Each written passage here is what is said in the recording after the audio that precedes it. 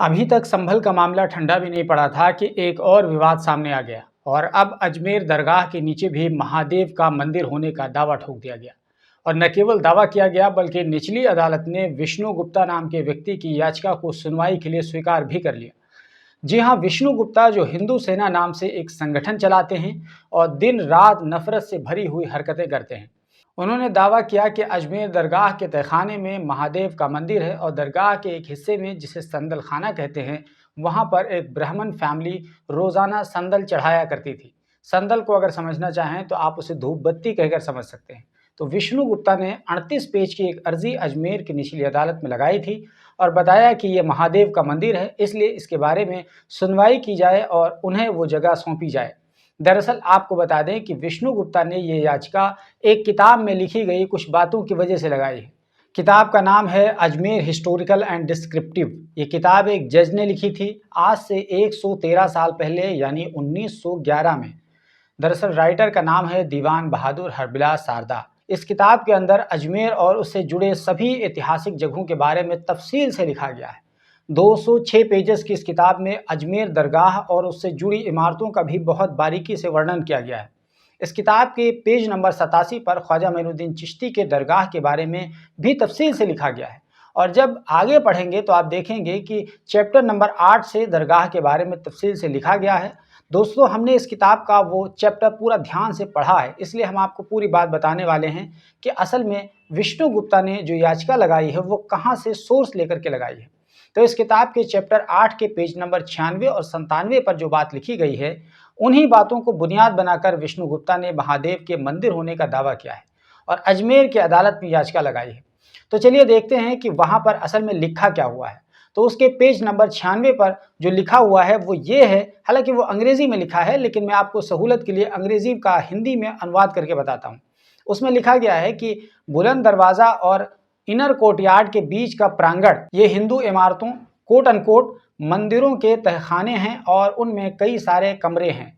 और ऐसा मालूम होता है कि पहले के मुस्लिम हुक्मरानों के ज़माने में पुराने हिंदू मंदिरों की जगहों पर दरगाह का पूरा हिस्सा या कुछ हिस्सा तब्दील करके पहले से मौजूद ढांचे में शामिल करके तामीर किया गया था। ये बात पेज नंबर 96 में लिखी हुई है।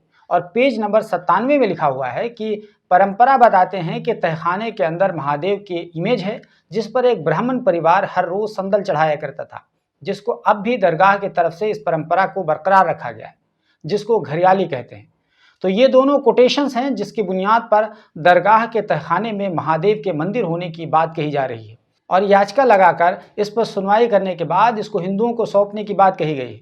और इससे भी दिलचस्प बात यह है कि अजमेर की अदालत ने इस याचिका को तुरंत सुनवाई के लिए स्वीकार भी कर लिया और कोर्ट ने अजमेर दरगाह कमेटी, अल्पसंख्यक मंत्रालय और एएसआई यानी इन तीनों से जवाब भी तलब कर लिया है और 20 दिसंबर तक जवाब दाखिल करने को कहा गया है।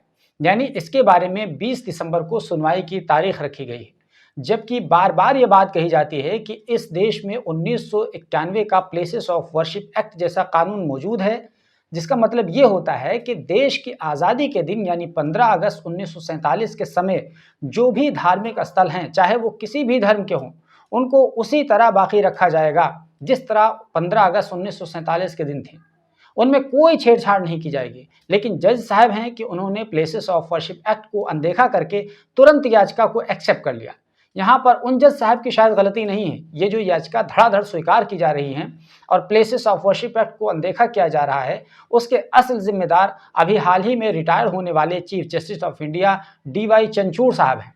दरअसल इन्होंने ही इस फितने का दरवाज़ा खोला है।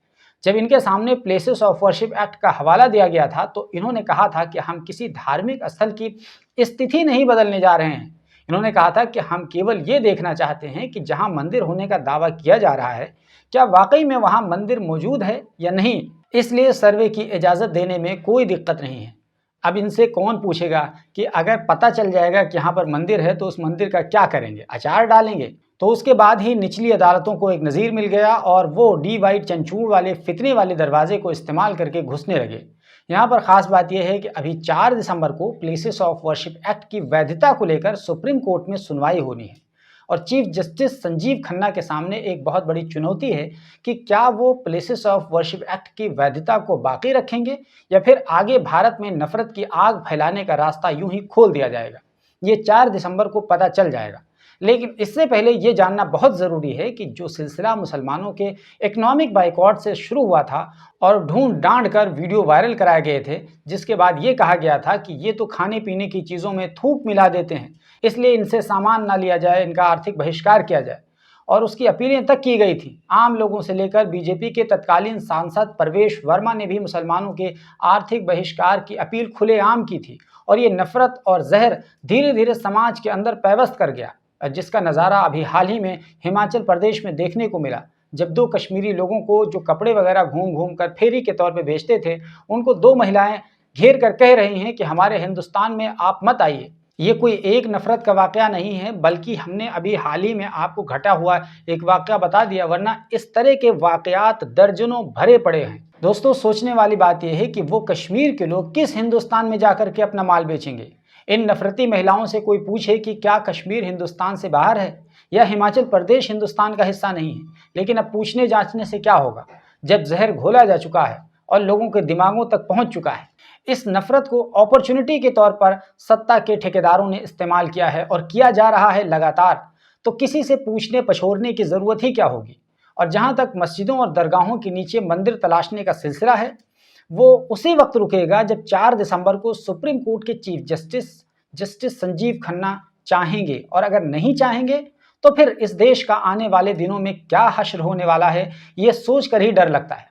पता नहीं आने वाली नस्लें किस तरह के देश में सांस लेंगी और हम अपने बच्चों को कौन सा भारत छोड़कर जाएंगे, ये भी 4 दिसंबर के फैसले में तय हो जाएगा।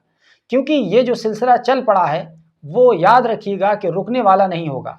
अगर इसको सबसे बड़ी अदालत ने न रोका तो ये रुकने वाला नहीं होगा, क्योंकि ये कोई अकेला मामला नहीं है, बल्कि इसी तरह के कई सारे मामलात हैं।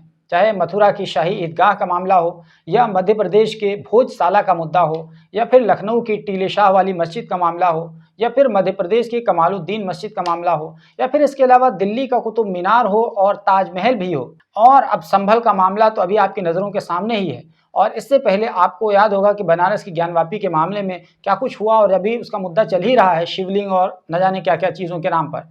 तो ये जो चंद नाम हैं हमने अभी आपके सामने बताएं, लेकिन अभी दिल्ली की जामा मस्जिद के अलावा हज़ारों मस्जिदों की लिस्ट तैयार है, जो एक के बाद एक करके दावे किए जा रहे हैं कि यहाँ पर मंदिर हैं, और ये सिलसिला फिर कहीं नहीं थमने वाला है। और जब ये सब कुछ होगा तो फिर इस देश का अमन चैन पूरी तरह गारत हो जाएगा। और जो लोग इस गलत फहमी में हैं कि हम तो बहुसंख्यक हैं, हमारा क्या बिगड़ेगा, उन्हें भी जान लेना चाहिए कि उनका भी सुकून गारत हो जाएगा। क्योंकि जब सैलाब आता है तो वो अल्पसंख्यक बहुसंख्यक को नहीं देखता है। इसी तरह ये तूफान है, एक तरीके के नफरत का तूफान है। वो जब चपेट में आएगा तो फिर आपका और किसी दूसरे के घर में इम्तियाज और तफरीक नहीं करेगा, वो सबको एक साथ लेकर के डूबेगा, सबको जलाकर भस्म कर देगा।